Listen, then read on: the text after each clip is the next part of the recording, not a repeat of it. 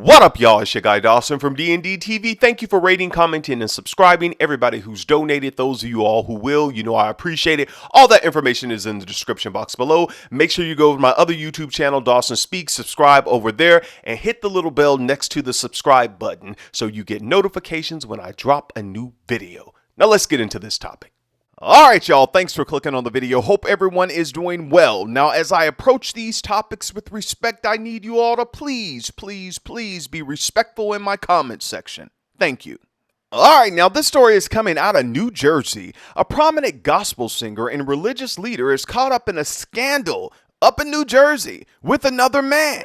You know, when I heard this, I just had to sit back and I just said, Lord, come on now. These people have to be lying, because I know there are no men in the gospel music industry who are caught up in scandals with other men, or women in the gospel music industry who are caught up in scandals with other women. No, not in the gospel music industry.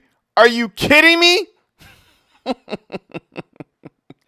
All right, now let's get into this story. I'm going to walk this one out today. I'm going to take my time on this one. But before I get into this, let me just say, you all, first off, I don't believe in the ex-gay ministry. I don't believe in that. I don't believe in the pray the gay away stuff. I don't believe in conversion therapy. I don't believe in reparative therapy. I believe you can suppress your sexual desires and not act on them. Now, I do believe that, but I don't think your sexual desires and your sexual attraction is going to change. Now, I know some people going to say, oh, Dawson, well, I'm going to unsubscribe. Hey, it's a free country. You got to do what you got to do. You got to do what you got to do. I'm just telling you the truth. But get in the comment section. Let me know. Do you all believe in praying the gay away, conversion therapy, or reparative therapy? Let me know. Have you all tried it? Did it work for you? All right. So we can start that conversation right now. Now let me get into this topic. All right, now a 75-year-old gospel singer. Take a breath. You 75 years old and out here playing these games, man. Wow. A 75-year-old gospel singer from New Jersey has been charged with criminal sexual contact, unlicensed practice of medicine, and luring an adult, according to the county prosecutor's office. Dr. Albert J. Lewis of Newark, New Jersey, was arrested at his home, according to county prosecutors. Prosecutors allege that a 41-year-old Congolese national, meaning this man was not from America, he was from the Congo over in Africa, reported to police that Dr. Lewis introduced himself to him in January and claimed that he could get him a job with New Jersey Transit. Dr. Albert J. Lewis allegedly told the man to visit a particular address, which was later determined to be Dr. Lewis's home, for more information. Allegedly, when the victim arrived to the address, Dr. Lewis then explained to the man that he would have to perform a physical examination to ensure that he was fit for the job. Really, Dr. Lewis? As part of the purported physical examination, Dr. Lewis allegedly instructed the victim to disrobe and then allegedly proceeded the act of criminal sexual contact upon the victim. Wow. Dr. Lewis, really, man? You that desperate? 75 years old. Now, I know some of you may say, Dawson, well, the man was 41 years old. No, I believe everything that man from the Congo said. I believe that he came over to America. He was hard on his luck, looking for opportunities here. He's up there in New Jersey, in Newark, and he sees this prominent man. This man knows everyone up there. He knows the Houston family. He just had a birthday party this past summer. Guess who was sitting beside him? Legendary singer Dionne Warwick. Guess who was on his other side? Melba Moore. He knows city council people. He's well known in that area. Well, Dawson, I don't believe you. Well, I'm going to put the video of his birthday party in the description box. I ain't got to lie. You know I do my research. I ain't got time to play games with you. That man from the Congo came over here looking for an opportunity. This man took it upon himself because he saw a victim. A man who didn't have anything coming over to America looking for an opportunity. And this gospel singer who has money, who has influence, who knows prominent people in the New Jersey area, took it upon himself to take advantage of that man. Like so many people do in the church. Gospel singers, preachers, pastors, and no one ever wants to talk about it. They just want to tell us let's come together and kumbaya and hold hands and pray. No. I'm not going to pray. My show is called Dawson Speak. You didn't come over here to hear me pray. We're going to talk about it. The Daily Voice is talking about it. All the newspapers are talking about it. Why can't we talk about the current situation at hand? I believe that a lot of this stuff happens within the religious institution because these closeted men and women are suppressed. And then when they have a chance to act out, they do stuff like this. Why don't you be like the other people and just tell people this is who I am? And if God changes me, then God changes me. But until then, I'm not going to lie to you. I'm not going to sit up in the church and be a Juanita Bynum, a Donnie McKirkland. I'm not going to do it. And many of you all will sit in these religious institutions and you will condemn other people to hell. But some of the most nasty, evil, crookedest people that you ever want to meet are sitting up in churches. And a lot of them are in the gospel music industry. You talk about, oh, what's going on with, oh, this Illuminati and stuff. No. Look at the gospel music industry. I have friends that are singers and musicians, some all across the United States. I stay in communication with them. I hear the stories. I hear the stories about what goes on in these religious institutions. Why do you all think I have fire and fuel to do my show? No matter what you all put in the comment section, I know what I know. And I know some people will say, well, Dawson, it's not all people in the church. It's not all people in the gospel music industry. Dawson, please don't generalize. Please. And I tell you, listen to me. I know it's not everyone in the church. I know it's not all gospel music people. There's some people who have good motives, good intentions. They have a pure heart and they want to see people healed and, set free and all that. I understand that. But my problem with those people is that when we point out people that have hurt people, victimized people, abused people in the church and in the gospel music industry, you all are silent. And your silence equals consent. And when you won't speak up, others will speak up and speak out. And I'm one of those people. And many of you get upset with me and other vloggers down here on YouTube because we report these stories and we talk about these stories. You tell us that we're coming against the church. And I always ask, who's going to come and help the victims?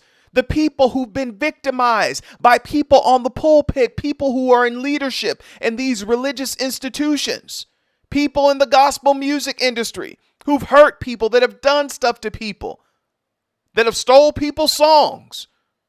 Oh, y'all don't want me to, that have said they were going to pay people and didn't pay them. I told you I got some musician friends. Seriously. Who's going to come and stand up for those victims? You get mad with them when they come to YouTube and they talk to the vloggers and tell their stories. You all of you all say things like, oh, we should handle this as a church. We should pray. Well, the Bible said go to your brother. Well, some of them tried to go to their brothers and they shunned them. They didn't want to talk to them. They hurt them. They stepped on them, used them as a stepping stone to go to the next level.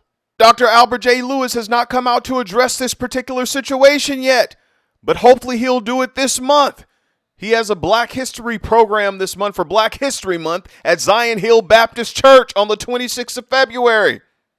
Somebody say, Dawson, you know too much about this. Hey, I got to do research for you all. I just can't get up here and play with your feelings. So hopefully at the Black History event this month, you'll address it. And also, why y'all picking Black History Month to show out? Man, I'm serious. You're supposed to be uplifting the race during Black History Month. Y'all taking us 2 steps back. In this particular case, I hope that justice is served on behalf of the victim. And I would end the video here, but you all, I'm not done. A couple of weeks ago, I did a video about my bishop, Bishop Noel Jones, and Loretta getting married. I also talked about Cora Jakes Coleman and her husband, Mr. Coleman. They're getting a divorce. At the end of that video, I talked about that there are available men in the Lord's church. And many of you women were saying that my examples, that Dawson, those men don't want us, that we want the same thing. And then I started thinking, because I'm a thinker, you all, I read your comments. I do. I read your comments. And many times when I've done topics on this or other vloggers and people have talked about stuff like this in the church, you all say pray the gay away, conversion therapy, reparative therapy. If you believe that that works, why couldn't you all be with any of those men that I named? Take a breath, because I'm the vlogger who goes there with you. If you believe that that they can change and be healed and delivered because you all say it. And you try to demonstrate it with these prophets and prophetess who come to your church and they call out the effeminate. They call out people who are gay and lesbian. You pray over them. You can call out all of them, but they can't never call out the pedophiles in the church. You got to help me understand that one. You all said that those men don't want us, but you all tell them that they can pray the gay away and be delivered. You say that Juanita Bynum and the ones who said that they were in lesbianism. Oh, they're delivered now. And I often ask, where's her husband? Oh, well, maybe prophetess don't want to be married. She ain't got to be. No. Because if it was a man, you all wouldn't have it that way. Where's the prophetess husband? Crickets? See, y'all got to talk to me, man. I let y'all run off in the comments and do your little religious stuff and all that kind of stuff. But I'm a thinker. And you can't tell me, oh, well, it's all going to be over in the morning, run around the church and touch the dough, give God the glory now and forevermore. You can't tell me no stupid stuff like that. That happened with my grandma and great-great-great-grandma, all them stuff. You can't tell us that kind of mess. It's 2022. You all have to wake up. You've lost generations of people who don't want your churches. They don't want anything to do with you all because they see the hypocrisy in church. There's no transparency. There's scandal after scandal after scandal. And you think these young kids who are in their 18, 19, and 20 want stuff to do with that? And you blame the vloggers. No, I blame these pastors. I blame these gospel music people. Hypocrites. Now look here, I ain't done.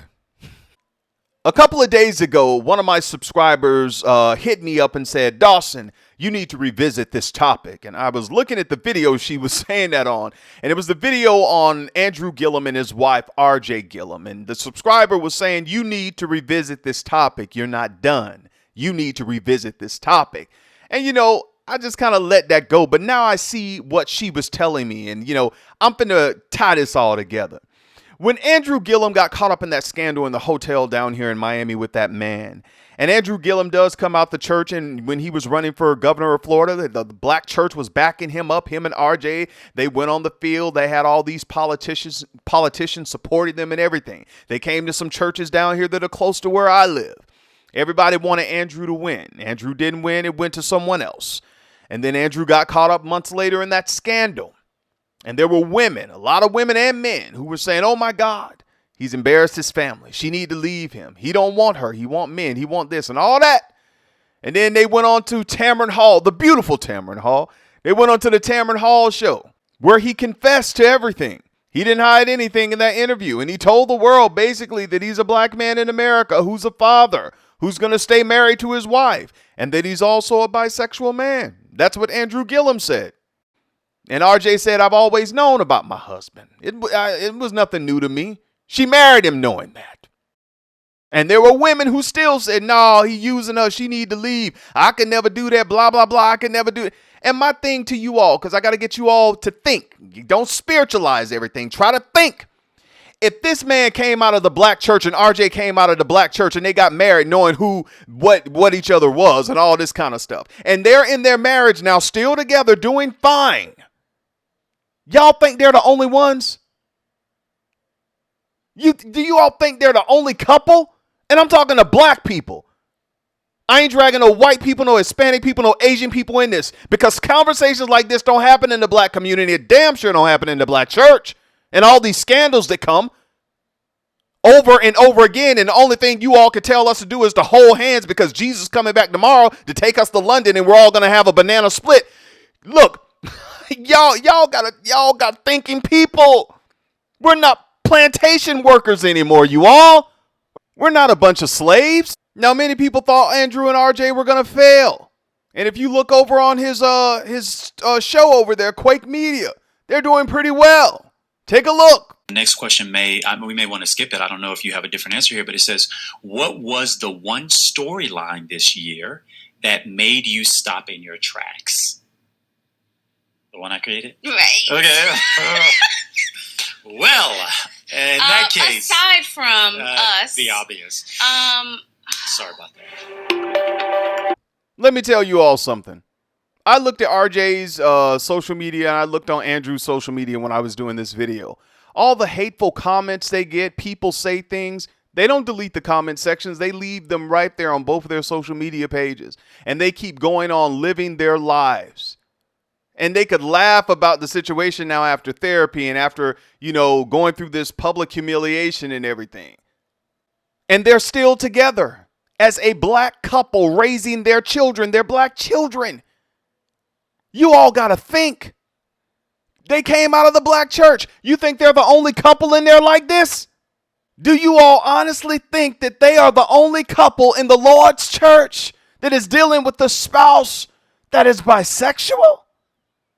Y'all, you got to think when you come over here. I'm a thinker. All right, y'all, now I'm off of this topic. I know some of you all may not agree with me, but that's okay. We can agree to disagree.